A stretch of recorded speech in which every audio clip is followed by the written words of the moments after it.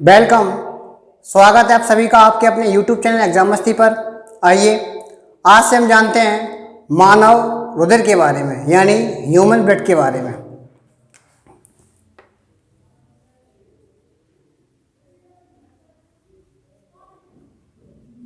Human blood यानी मानव रुधिर।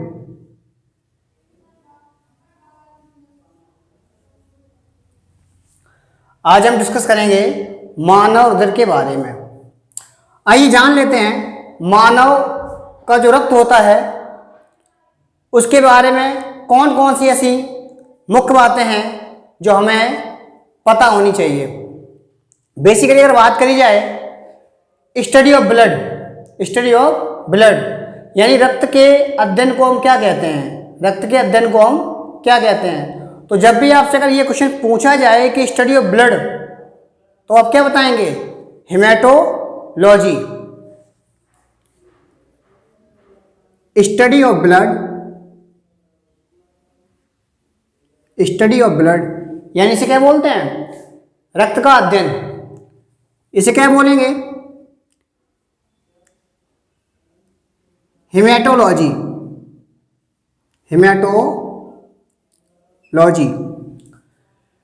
Haematology को क्या बोलते हैं?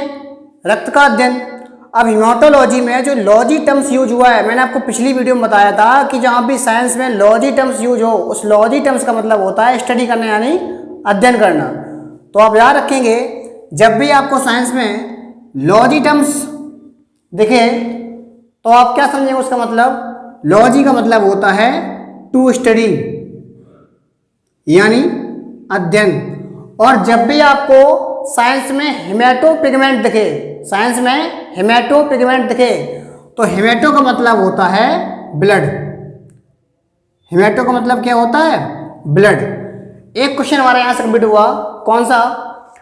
स्टडी ऑफ ब्लड यानी हेमेटोलॉजी। सेकंड हमारा क्वेश्चन आता है यहाँ से कि ब्लड के डॉक्टर को हम क्या बोलते हैं? ब्लड का जो डॉक्टर होता है उसे हम क्या बोलते हैं? तो दूसरा पॉइंट आप यहाँ से याद रखोगे, ब्लड के डॉक्टर को बोलते हम हेमेटोलॉजिस्ट। यहाँ पे एक ध्यान रखने वाली बात यह है कि जब भी आप स्टडी के बारे में लिखेंगे किसी की, तो आप लगाएंगे LOGY, लॉजी। और जब भी आप किसी एक्सपर्ट के बारे में बताएंगे, जैसे ब्लड का डॉक्टर हुआ, तो आप क्या बताएंगे वहां पे? IST लगाएंगे। वहां पे क्या लगाएंगे? IST लगाएंगे। तो बेसिकली अगर बात की जाए कि ब्लड के डॉक्टर को क्या बोलेंगे, तो आप क्या बताएंगे? हेमेटोलॉजिस्ट। अब अगर यहां से देखा जाए कि ब्लड क्या है, तो आप क्या बताएंगे? ब्लड जो है एक कनेक्टिव टिश्यू है। अब कनेक्टिव टिश्यू का मतलब क्या होता है? तो आप इसे बोल सकते हो संयोजी ऊतक। अब इसका मतलब क्या हुआ? इसका मतलब ये हुआ ब्लड जो है वो एक कनेक्टिव टिश्यू है, यानी जब भी हम किसी व्यक्ति का ब्लड किसी दूसरे व्यक्ति में ट्रांसफर कराते हैं, और यहाँ पर हमें ये बात ध्यान देनी होगी कि ब्लड कैसा टिश्यू है, तो आप क्या बताएंगे? एक कनेक्टिव टिश्यू है, यानी कि संयोजी ऊतक है। ये संयोजी ऊतक है, इसीलिए जो ह्यूमन ब्लड ट्रांसफर वाली प्रोसेस है वो इसीलिए हो पाती है क्योंकि ब्लड कैसा है? कनेक्टिव टिश्यू है, यानी एक बॉडी से दूसरी बॉडी में जा सकता है, आपस में कनेक्ट कर सकता है। ध्यान ये रखना है केवल हमारे ब्लड ग्रुप मैच होने चाहिए, बस। तो आप ये जान सकते हो कि ब्लड जो है वो कैसा ऊतक है, तो आप क्या बताएंगे? संयोजी ऊतक है, यानी कि कनेक्टिव टिश्यू है ना। बेसिकली अगर बात करी जाए कनेक्टिव टिश्यू की, तो आप ब्लड को एक बॉडी से दूसरी बॉडी में ट्रांसफर भी करा सकते हो, है ना। जैसे आपने पढ़ा हो, कॉल एंड स्टीनर ने बताया था सबसे पहले इसके बारे में, ब्लड के बारे में। तो हम बाद में जानेंगे इनके बारे में, पहले कुछ मेन पॉइंट जो हैं ह्यूमन ब्लड के वो जान लेते हैं। सेकंड पॉइंट की अगर बात करी जाए तो सेकंड पॉइंट में हम बात करेंगे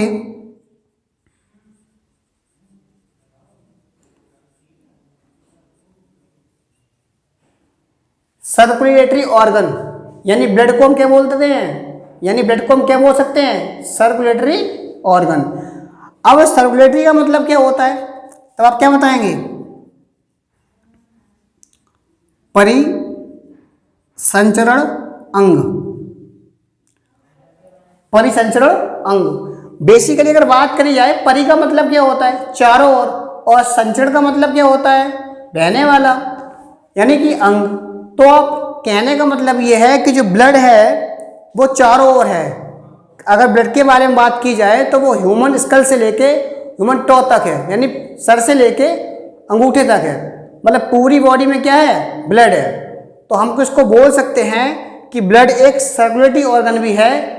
जो भी हमारे बॉडी में जो ब्लड होता है, उस ब्लड में जैसे ऑक्सीजन हुआ, कार्बन डाइऑक्साइड हुआ, ग्लूकोज हुआ, मिनरल्स हुए, और भी ऐसे बहुत से पदार्थ हैं जो ब्लड में पाए जाते हैं। तो ये क्या करते हैं, ये इन सभी को एक ऑर्गन से दूसरे ऑर्गन में ट्रांसफर करते हैं, यानी कि पहुंचाते हैं, यानी क्या होता है, संचरण होता है। तो हमें यहाँ पे दो बातें जाननी है कि ब्लड एक कैसा ऑर्गन है, तो आप क्या बताएंगे, ब्लड एक सर्कुलेटरी ऑर्गन है, यानी परिसंचरण अंग है।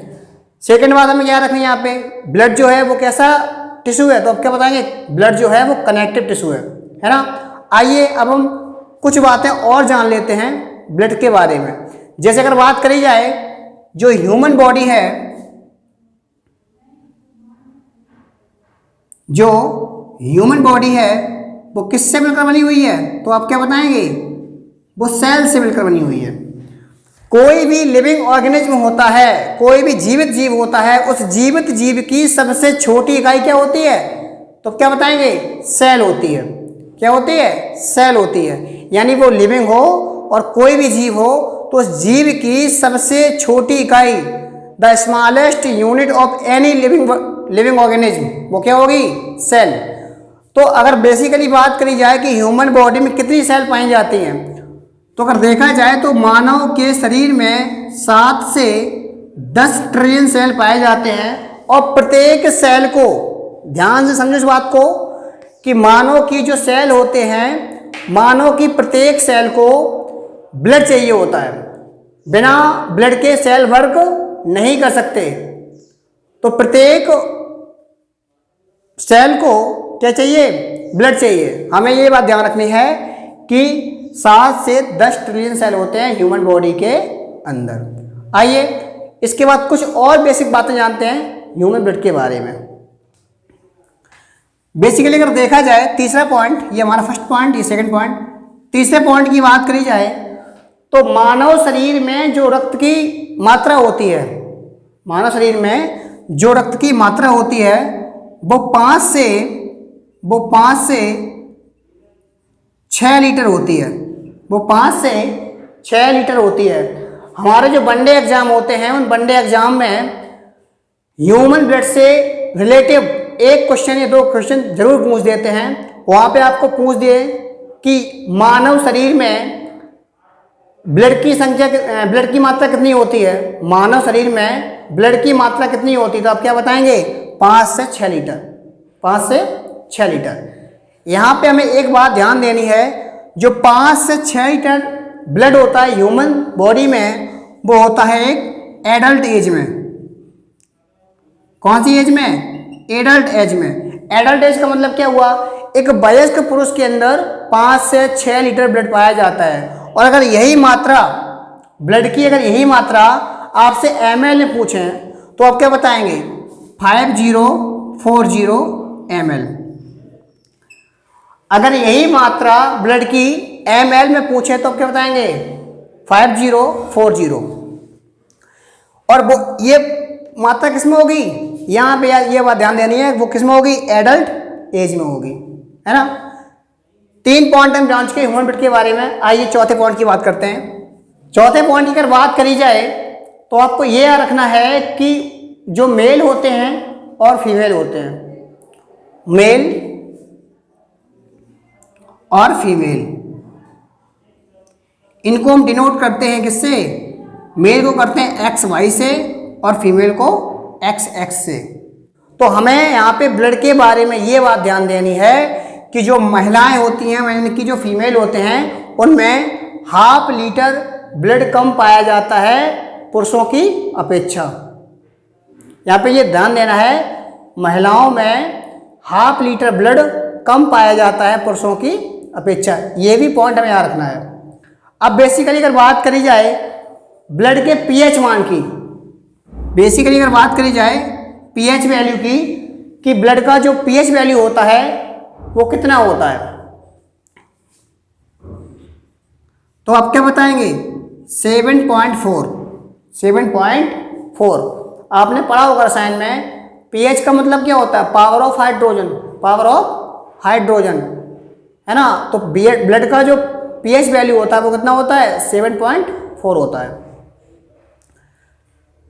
अब बेसिकली अगर बात करी जाए ब्लड की, तो आइए अब हम जान लेते हैं ह्यूमन ब्लड के बारे में। ब्लड जो बनता है वो प्लाज्मा और ब्लड सेल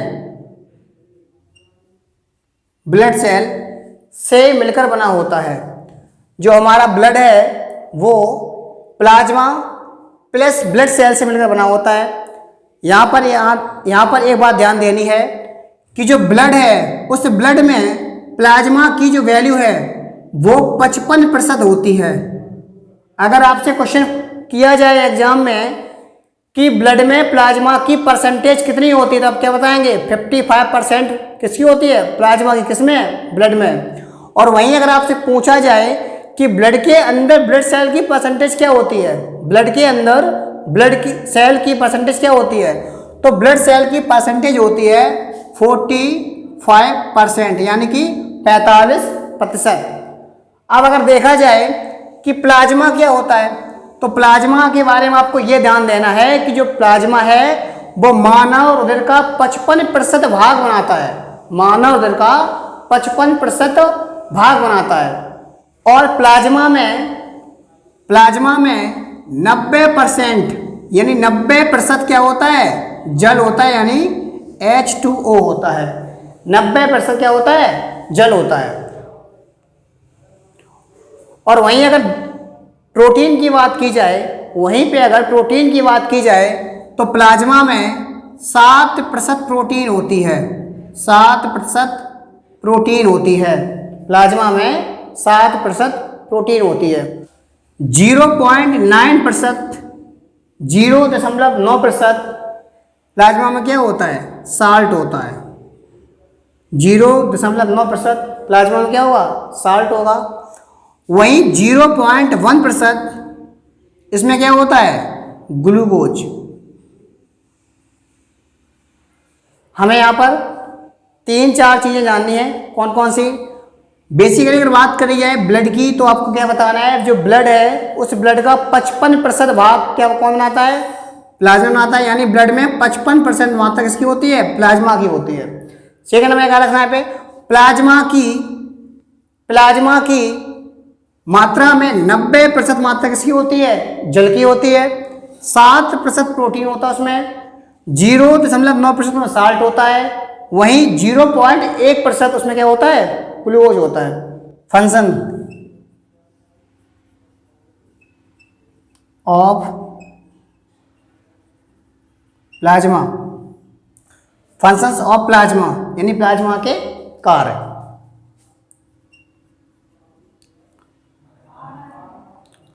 पचे हुए भोजन एवं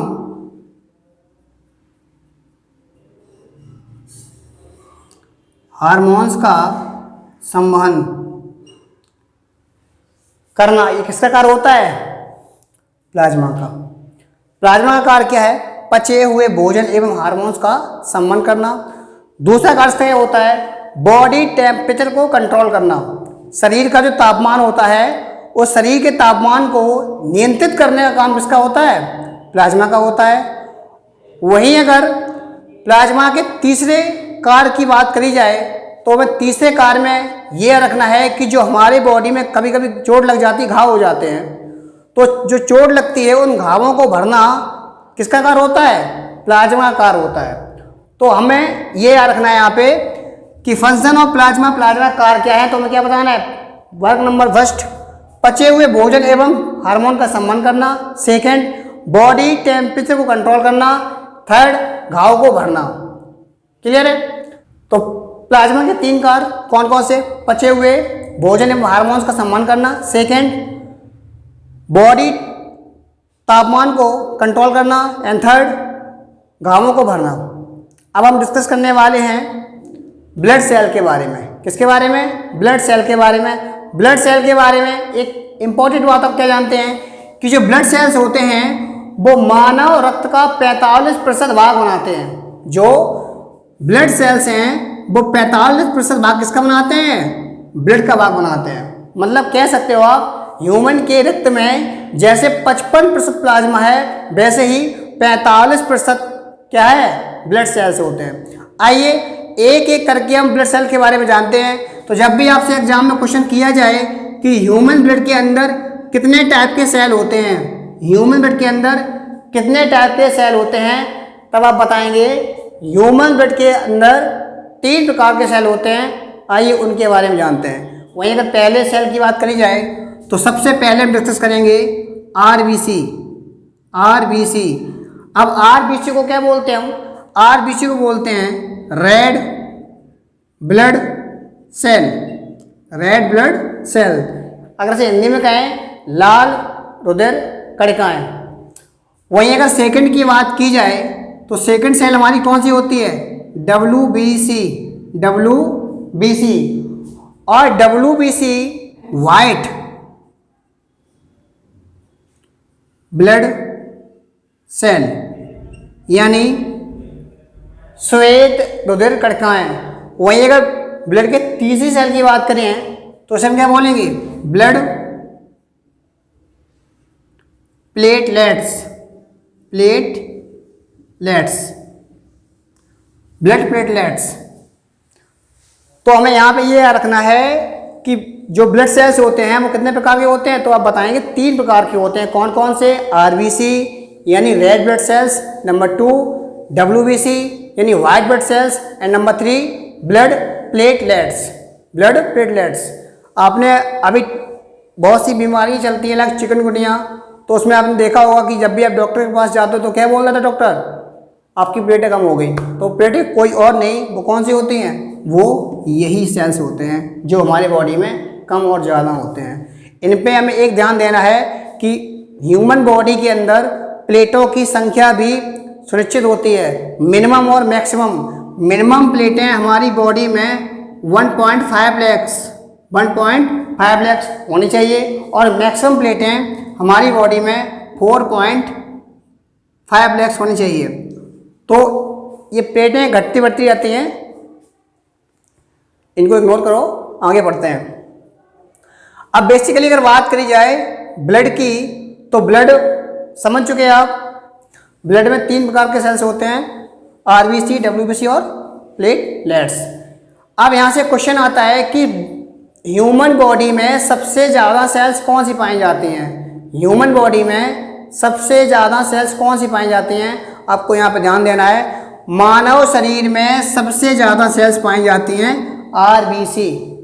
क्या पाई जाती हैं? आरबीसी यानी रेड ब्लड सेल्स। उसके बाद पाई जाती हैं आपकी प्लेटलेट्स। क्या पाई जाती हैं? प्लेटलेट्स। और उसके बाद क्या पाया जाता है आपका सबसे कम? WBC यानी श्वेत रुधिर कणिकाएं। इनको आप ऐसे रखोगे सबसे अधिक ब्लड में, तब आप क्या बताओगे? RBC। उसके बाद प्लेटलेट्स,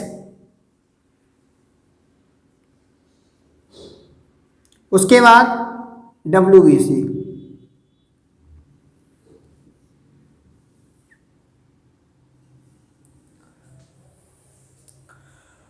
उम्मीद करता हूँ कि आपको ये वीडियो पसंद आई है। अगर वीडियो पसंद आई तो वीडियो को लाइक शेयर ज़रूर करें, और एक अगली वीडियो में हम जानेंगे इन तीनों सेल्स के बारे में, क्रम वाइज पढ़ेंगे।